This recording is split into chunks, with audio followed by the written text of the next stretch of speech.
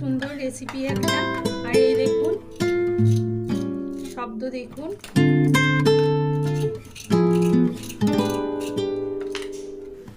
এটা সামা চালের গুঁড়ি দিয়ে করা হয়েছে। সামা চালটা উপবাসে খাওয়া চলে, আর চালের গুঁড়ি দিয়ে করার জন্য এটা এত মুচমুচে এত সুন্দর খেতে লাগে যে কি বলবো।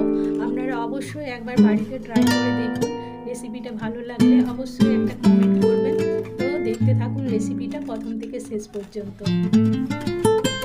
নমস্কার বন্ধুরা, কেমন আছো সবাই? আশা করি সবাই ভালো আছো।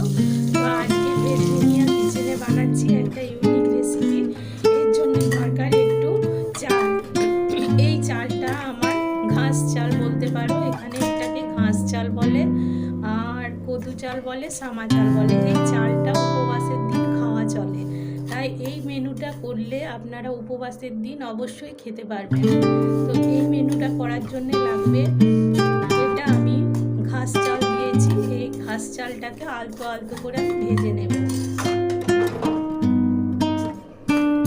ভেজে এটাকে আমি মিক্সার গ্রাইন্ডারে পেস্ট করে নেব। আর লাগবে একটা খালি কাঁচা আলু, আর নিয়েছি একটু ছোলাটা আমি সেদ্ধ করে নিয়েছি। ছোলাটা কাঁচা দিলেও হবে, ভিজিয়ে রাখলেও হবে, কিন্তু আমি ছোলাটাকে একটু সেদ্ধ করে নিয়েছি। আমার চালটা গরম হয়ে গেছে, এবার আমি এটাকে মিক্সার গ্রাইন্ডারে মিহি করে নেব। চালটাকে আমি মিহি করে নিয়েছি, খুব একটা মিহি না করলেও হবে, একটুখানি গোটা গোটা থাকলেও অসুবিধা নেই, এটা ক্রাঞ্চি ভালো হবে। তো আমি এটাকে এবার এই ছোলার ডালের সাথে মিক্স করে এটাকে মেখে নেব।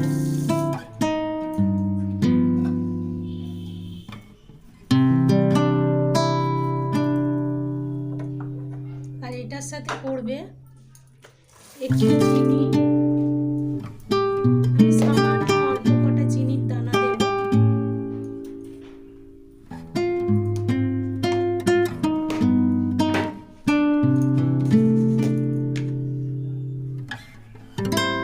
একটু নুন,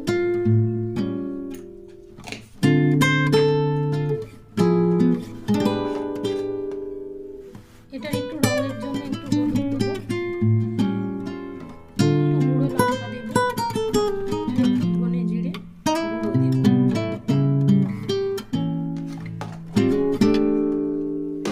আর অবশ্যই একটা কাঁচা লঙ্কা দিতে হবে। এতে আপনারা বাড়িতে যে কোনো সবজিও অ্যাড করতে পারেন, তাহলে আরও রান্নাটা আরও পুষ্টিকর হবে।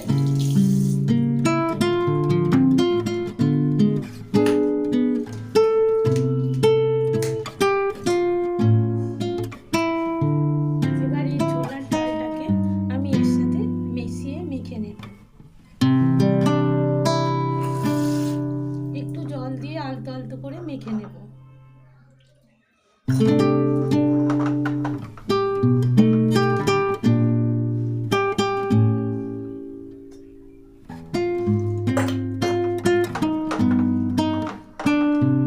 এবারে এতে 1 চামচের মতো বেসন দিতে হবে। বেসনটা খুব একটা নেই, শুধুমাত্র গ্রাইন্ডিং এর জন্য একটু বেসনটা লাগবে।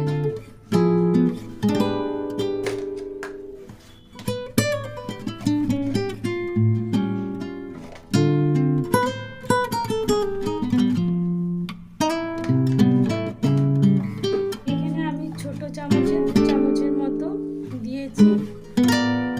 এই বাইন্ডিং এর জন্য এই বেসনটা লাগবে। এবার আমি একটা গোল বানিয়ে নেব। এটা খেতে খুব মচমচে, খুব সুন্দর স্বাদিষ্ট হয়। এটার সাথে সবজি, যে কোনো সবজি আপনারা দিতে পারেন।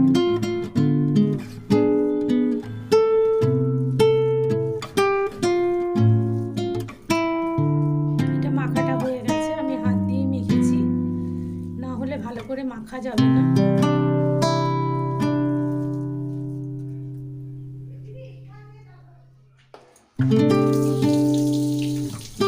এরপরে আমি একটা গোল তৈরি করে নেব। এর জন্য দরকার কর্নফ্লাওয়ার।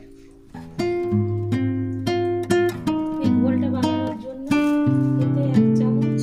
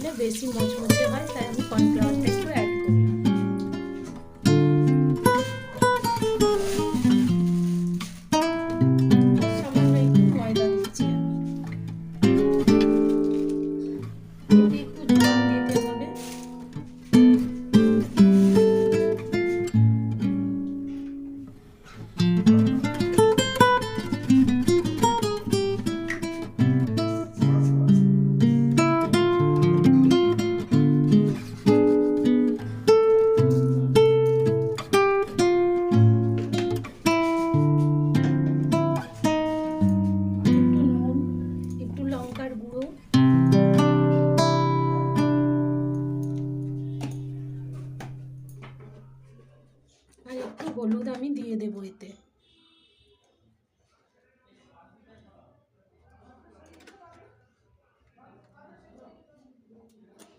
অল্প অল্প দেবো, যেহেতু আমার বাচ্চা খাবে সেহেতু আমি অল্প করেই দিলাম।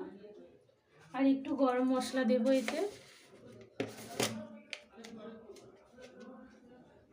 সামান্য অল্প করে গরম মশলাটা দেব। এরপরে এই আলুটাকে আমি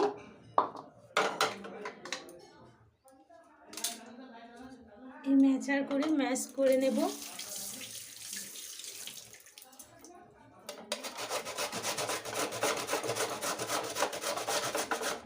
পুরো আলুটাকে ম্যাশ করে নিতে হবে।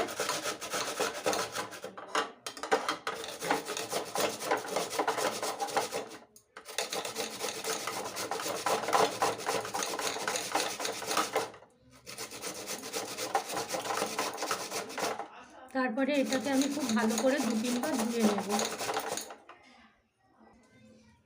আলুটাকে আমি ম্যাশ করে নিয়েছি। এরপরে এই আলুটাকে এই ব্যাটারটার মধ্যে দিয়ে দেব।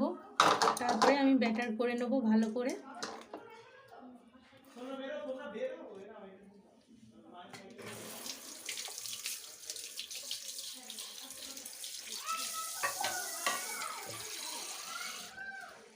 এটাতে অল্প অল্প করে জল দিয়ে ব্যাটারটা তৈরি করে নেব।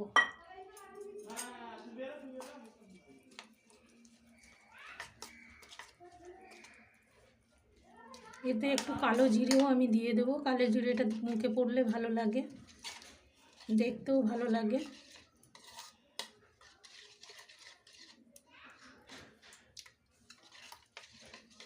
ব্যাটারটা আমি তৈরি করে নিয়েছি।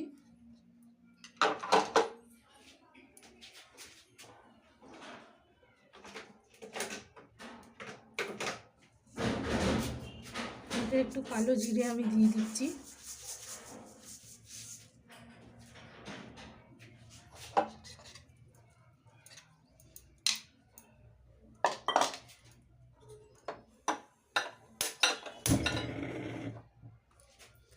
এরপরে আমি গ্যাস জ্বালিয়ে এগুলোকে ভেজে নেব। বন্ধুরা, তেলটা আমার গরম হয়ে গেছে। এখানে এই ঘোলটার সাথে এই এক একটা প্যাড়া করে রেখেছি আমি। এই প্যাড়াগুলোকে ভালো করে কভার করে এই ঘোলের মধ্যে দিয়ে দেব।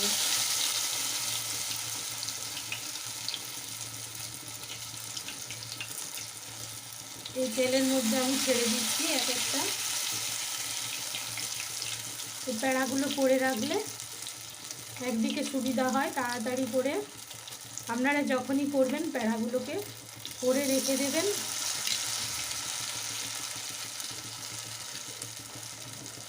আর এই ঘোলটা করে এইভাবে করলে এটা দারুণ খেতে লাগে, খুব মচমচে, খুব সুন্দর খেতে লাগে, যেহেতু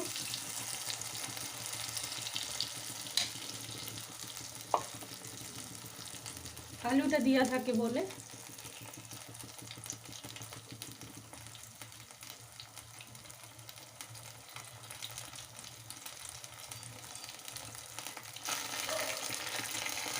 এগুলো আমার এই কটা আছে, এইটুকু আছে, এটা আমি প্যাড়াটা এইরকম করে বানিয়ে নিচ্ছি। গোল গোল করে একটু করে টেপে টেপে দিলেই হয়ে যাবে। খুব আলতো আলতো করে করতে হবে, যেহেতু এটা চালের গুঁড়ো তাই এটা ফেটে যাওয়ার সম্ভাবনাটা বেশি। কিন্তু বেশি ময়দা বা বেশি বেসন ইউজ করলে এটা মচমচে খেতে হবে না, তাই আমি বেশি ময়দা বা বেসন ইউজ করিনি।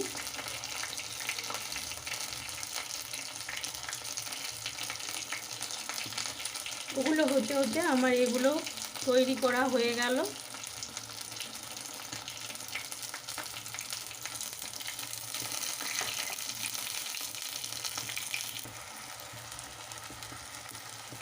আমি এক পিঠটা উল্টে দিয়েছি, এইরকম লাল লাল করে ভেজে তুলে নেব। এগুলো সস বা সবুজ চাটনির সাথে খুব ভালো লাগবে, ধনেপাতার চাটনির সাথে খুব ভালো লাগবে।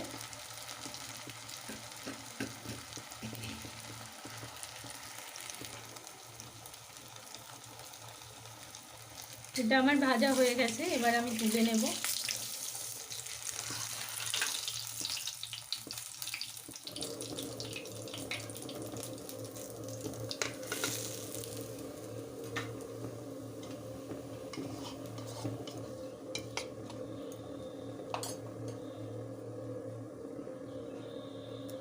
আপনারা হাতে করে পারলে হাতে করেও দিতে পারেন, আর চামচে করে হলে চামচেও দিতে পারেন।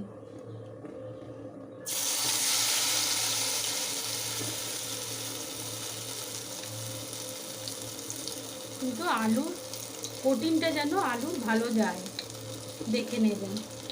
কোটিংটা ভালো গেলে খেতে খুব ভালো লাগবে।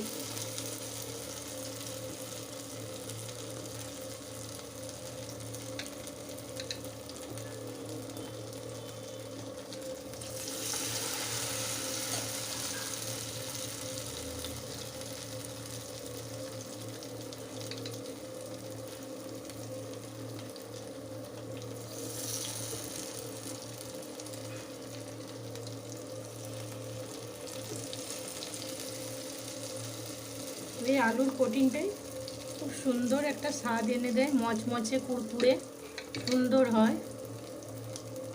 এটা গরম গরম খেতে এই নাস্তাটা খুব ভালো লাগে।